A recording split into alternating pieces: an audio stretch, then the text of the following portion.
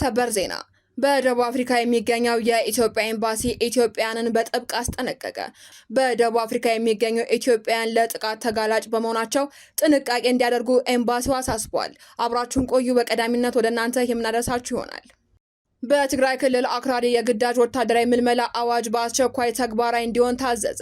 የትግራይ ክልል ምክር ቤት ያጸደቀው የግዳጅ ወታደራዊ ምልመላ አዋጅ በአስቸኳይ ተግባራዊ እንዲሆን ጥብቅ ትዕዛዝ ተላልፏል። ተጨማሪውን ይዘናል።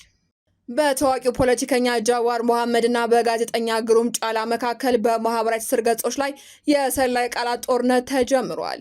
የውጥረት የጀመረው ግሩም ጫላ በፌስቡክ ገጹ ላይ የአዲስ አበባ ከተማ አስተዳደር ከተማዋን ለማድመቅ የወሰደውን እርምጃ ማድነቁን ተከትሎ የመጣ ነው ተብሏል። ዝርዝር አለ።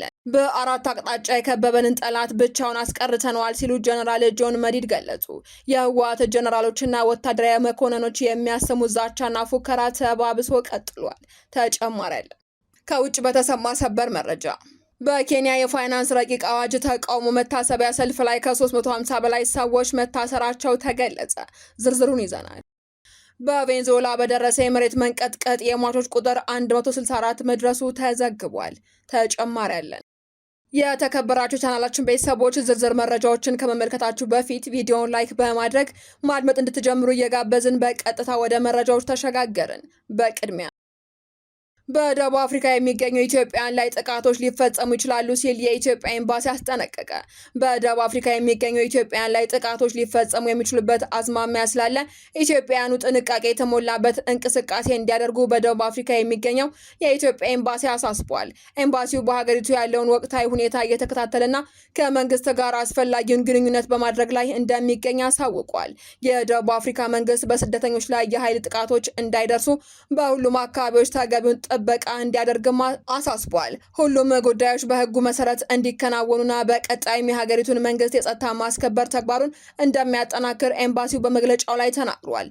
በዚህ በስደተኞች ላይ ህገወጥ ድርጊትና ጥቃቶች ሊፈጸሙ የሚችሉበት ሁኔታ መታየታቸውንም ኤምባሲው አስረድቷል። ስለዚህም በመላው ደቡብ አፍሪካ የሚገኙ ኢትዮጵያውያን በስደተኞች ላይ ሊደርሱ የሚችሉ የመብት መጣስ መሰረት በማድረግም የዕለት ተዕለት እንቅስቃሴዎቹን እንዲያደርጉ አሳስቧል።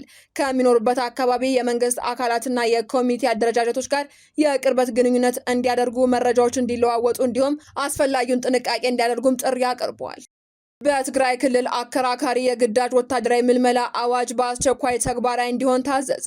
ከሰሜኑ ጦርነት በፊት ከምርጫ ቦርድ እውቅና ውጪ በተካሄደ ምርጫ ተቋቁሞ የነበረውና በቅርብ ወደ ስራ የተመለሰው የትግራይ ምክር ቤት ያጸደቀው የግዳጅ ወታደራዊ ምልመላ አዋጅ በአስቸኳይ ተግባራዊ እንዲሆን ትዕዛዝ አስተላልፈዋል። የምክር ቤቱ አፈ ጉባኤ ምህረት ሀጎስ ለክልሉ ፍትህ ቢሮ ሰኔ 17 ቀን 2018 ዓ.ም በጻፉት ደብዳቤ አዋጁ በክልሉ ነጋሪት ጋዜጣ ታትሞ እስኪወጣ ድረስ የክልሉን የፍትህ አካላት ጠቅላይ ፍርድ ቤትና ፖሊስ ኮሚሽን በጊዜያዊነት በህጉ እየሰሩበት እንዲቆዩ አዘዋል። ይህ አዋጅን በዶክተር ደብረጽዮን ገብረ ሚካኤል የሚመራውንና በቅርቡ የተቋቋመውን ማዕከላዊ ጸጥታ እዝ በበላይነት ያስፈጽመዋል ተብሎ ይጠበቃል። ይህ በእንዲህ እንዳለ ዓለም አቀፉ የሰብአዊ መብት ተሟጋች ድርጅት ሂውማን ራይትስ ዎች የትግራይ ባለስልጣናት ይህንን የግዳጅ ወታደራዊ ምልመላ አዋጅ በዝባዥ ሲል መኮንኑን በአስቸኳይ እንዲያነሱት ሰሞኑን በይፋ መጠየቁ ይታወሳል።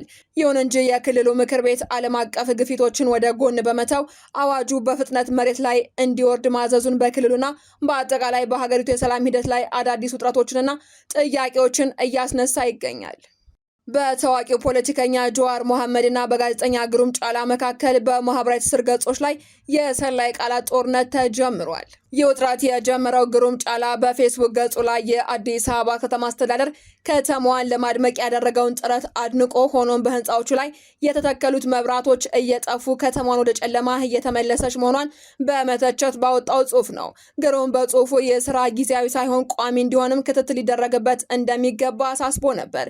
ይህንን የፌስቡክ ጽሑፍ ተከትሎ ጀዋር መሐመድ በኤክስ ገጹ ላይ የግሩምን ጽሑፍ በማያያዝ ብልጭልጩን እየጨለመ ነው ይለናል። ይህ ሞዴል ባለጊዜ የሚል ፌዝ ያዘለ አስተያየት አስፍሯል። ይህ የጀዋር አስተያየትም ግሩምን ማስቆጣቱ አልቀረም። በመሆኑም በግል የጽሑፍ መልእክት ግሩም ለጀዋር አንተ ለመላው የኦሮሞ ማህበረሰብ ውርደት ነህ፣ በሁሉም መንፈስ የተሸጥክ ነህ የሚል ከባድ ስድብ እንደላከለት ጀዋር ያጋራውን የስክሪንሾት ማስረጃ ያሳያል። ለዚህ የግሩም መልእክትም ጀዋር መሐመድ በይፋ የኤክስ ገጹ ላይ ጠንካራ ምላሽ ሰጥቷል። ጀዋር በመልእክቱም ግሩም ጫላ የኦሮሞን አርሶ አደሮች የሚያፈናቅሉ መሬታቸውን የሚሰርቁና ያገኙትን ገንዘብ በቅንጦት መኪናዎች ላይ የሚያባክኑና በዚህም የሚመጻደቁ እንዳንተ ያሉ ሌቦችን ማጋለጤን የተሸጥክ የሚያስብለኝ ከሆነ ያንን ስሜን በክብር እለብሰዋለሁ ሲልም አስታውቋል።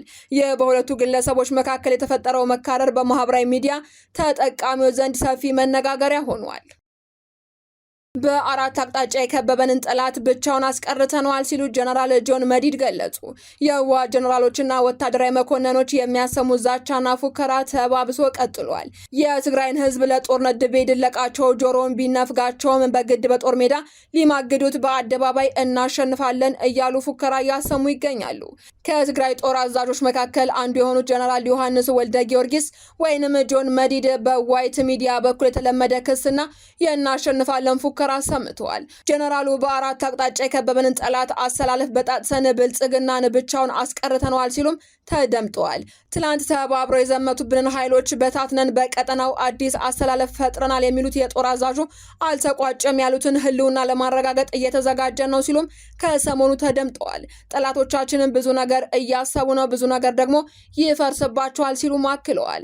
ከፕሪቶሪያው ስምምነት በኋላ አዲስ የኃይል አሰላለፍ እንዲፈጠር አድርገናል የሚሉት ጀነራሉ በ2013 ከጎረቤት ሀገራት እስከ ሀገር ውስጥ ኃይሎች አስተባብሮ የዘመተብንን ጠላት ብቻውን አስቀርተን የራሳችን አስተላለፍ ፈጥረናል ብለዋል።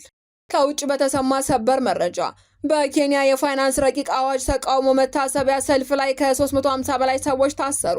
በኬንያ የተካሄደውን የፋይናንስ ረቂቅ አዋጅ ተቃውሞ ተከትሎ በተደረገ የመታሰቢያ ሰልፍ ላይ ቢያንስ 355 ሰዎች በቁጥጥር ስር መዋላቸውን የአገር ውስጥ ጉዳይ ሚኒስቴር አስታውቋል።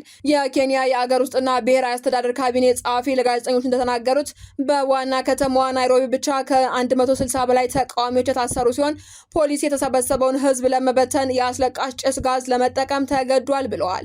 እንደ ሀገሪቱ የአገር ውስጥ መገናኛ ብዙሃን ዘገባ ከሆነ ከሰልፈኞቹ በተጨማሪ በርካታ ታዋቂ አክቲቪስቶችና ብሎገሮች በተለያዩ የኬንያ አካባቢዎች ታስረው ይገኛሉ። ምንም እንኳ በመላ ሀገሪቱ በርካታ ስርዓቶች ቢመዘገቡም የካቢኔ ጸሐፊው በሰልፍ ወቅት ሰፊ የሆነ የዝርፊያ ወይንም የንብረት ውድመት አለመኖሩን ገልጸዋል። በመሆኑም ኬንያውያን ሰላምን ጠብቀው በመንቀሳቀሳቸው ምስጋና ያቀረቡ ሲሆን በአጠቃላይ በሀገሪቱ በአንጻራዊ ሁኔታ የተረጋጋ አካሄድ እንደነበረም ጠቁመዋል።